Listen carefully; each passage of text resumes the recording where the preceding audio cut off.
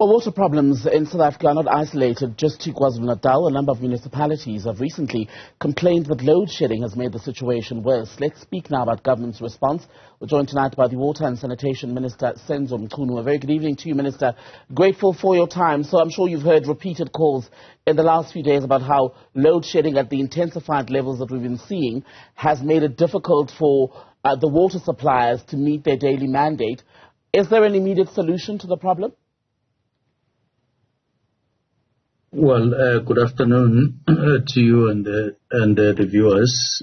Indeed, there's a lot of havoc currently done by load shedding to the services, both water and sanitation.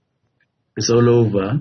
Currently, we're dealing with the matters from the Eastern Cape, both Gqeberha and the PCM, that is East London. But we were dealing with Gauteng recently, and some of the issues are not yet over. It's just a little bit of improvement here and there.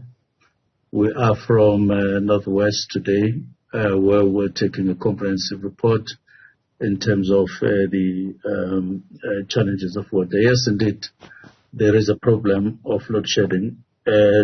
What we have done for now is to say DG pulls together a small team of people who might want to propose to us some proposal or make some proposals or some suggestions in terms of how could we, with relative ease, even in terms of expense, find a way of keeping water running through taps, regardless of the current load shedding.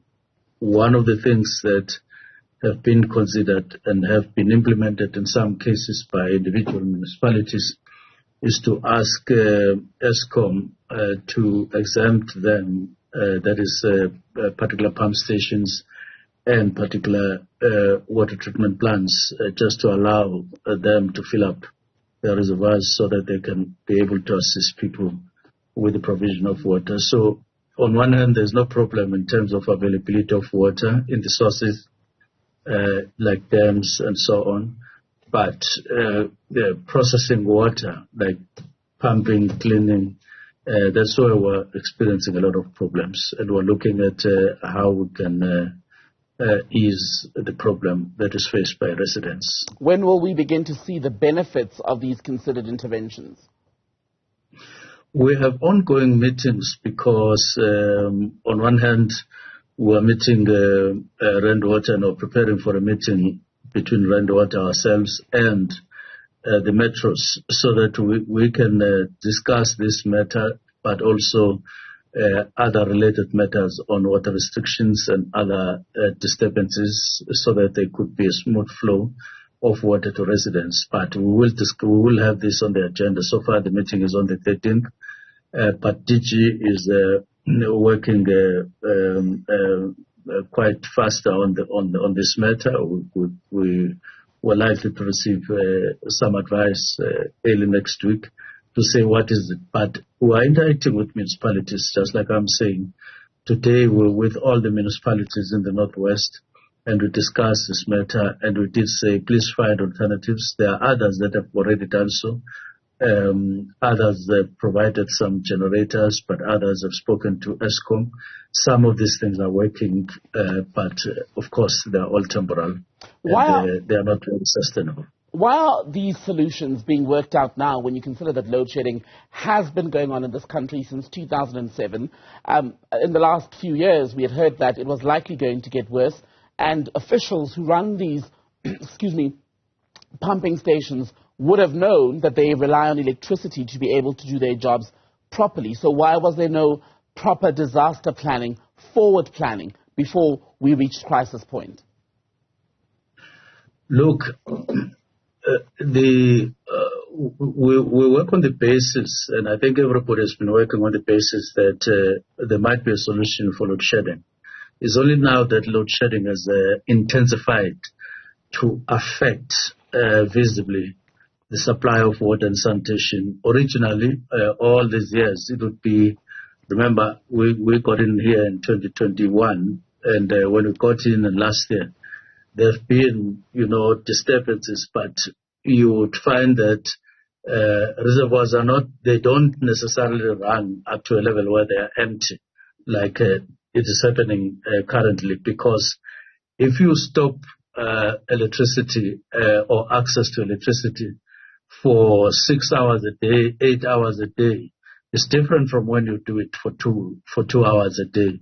Sometimes you can even pump at night where there's a reduction of usage of water and so on. So it hasn't been a straightforward thing coming clear that, look, by this time there will be worse things and so on. But there had been predictions, pardon me, Minister, there had been predictions by experts in the energy field that the energy crisis would get worse. I mean, the first time we experienced stage 6 load shedding was around 2019. I remember that clearly. And in the last year, we were told that things were likely to get worse. Should planning not have started when those initial warnings were brought forward?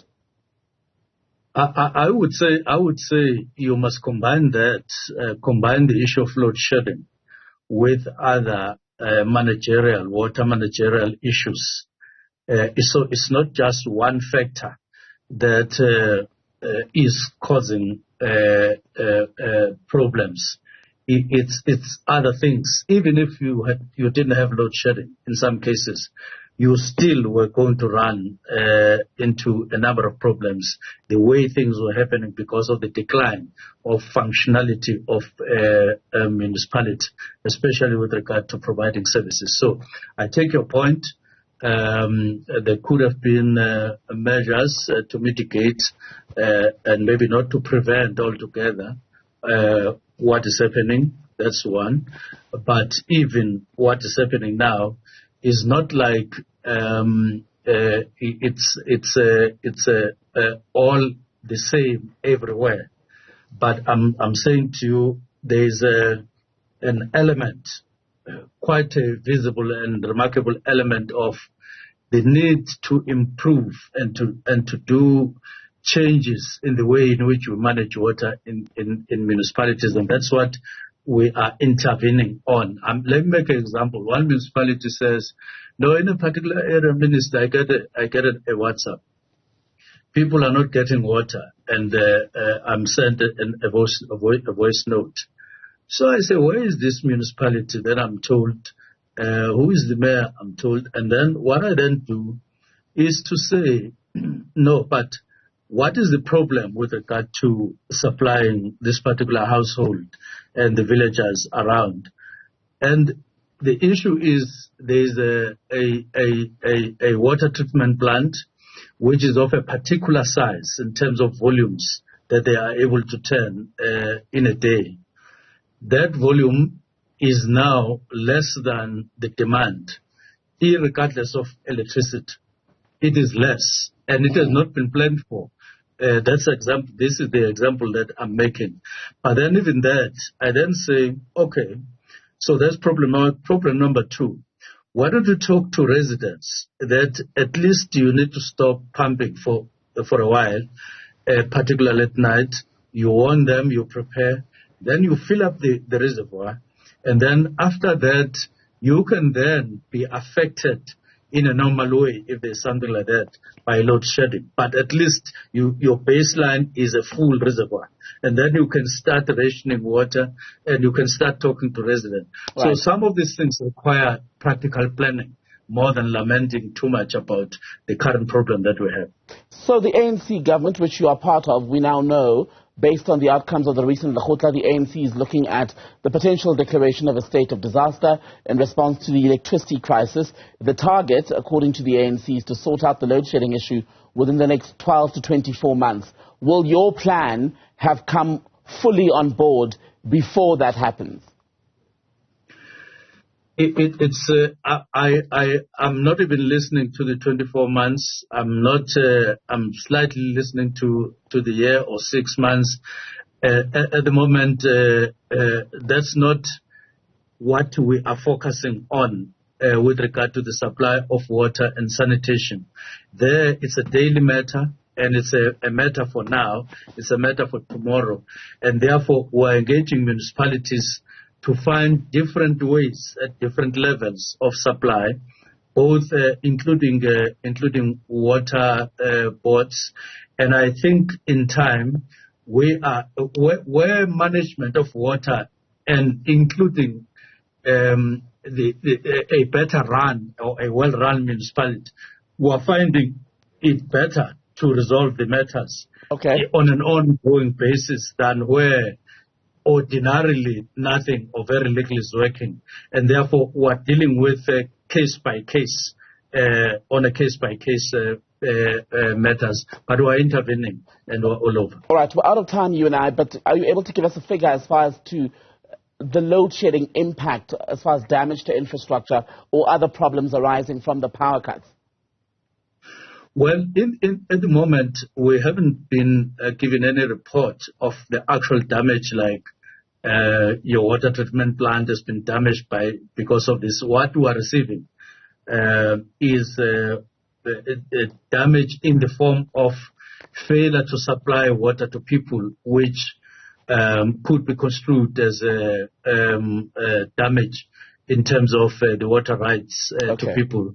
That's what we're concerned about. That's what we're dealing with on an ongoing basis. But like I'm saying, Noordgedacht, for instance, in Gqeberha, it got affected 2 days ago. And by this morning, they said there are improvements because that problem was dealt with successfully. And we're then dealing with other problems in other areas. But that one, there's improvement on the system in terms of running water. And so from area to area, issue by issue, and it's a question of us staying tuned and in communication with municipalities all the time, rather than waiting for whatever. We are out of time, I'm afraid. Thank you so much for being with us. We'll hopefully be able to have you in studio for a much longer conversation as we track progress on the Water Department's response, especially to the various problems compounded by load shedding.